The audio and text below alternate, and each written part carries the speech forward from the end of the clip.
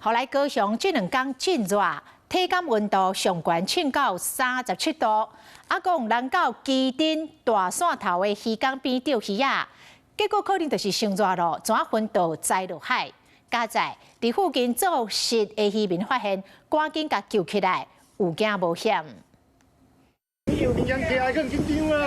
查甫人扑伫咧水面上，热心的渔民看到，赶紧等救生裤袜护鱼。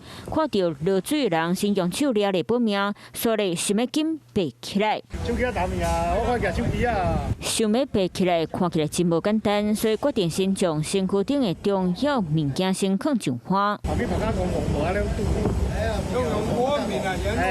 渔民坐伫咧岸边，下死命游，查甫人用真济气力，总算看到渔人半身。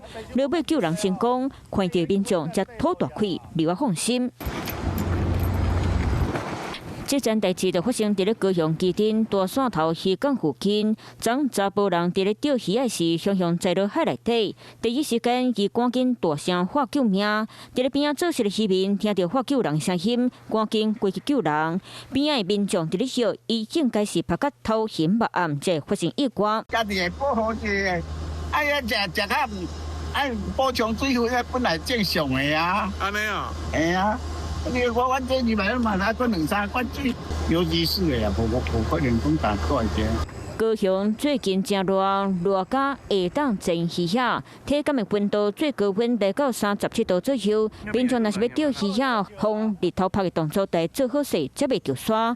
加在查甫人无事，干那去惊钓娘。Hello， 我是主播王韵竹。想要抢先掌握最及时的新闻资讯吗？赶快订阅、按赞、开启小铃铛，随时锁定华视新闻 YouTube 频道。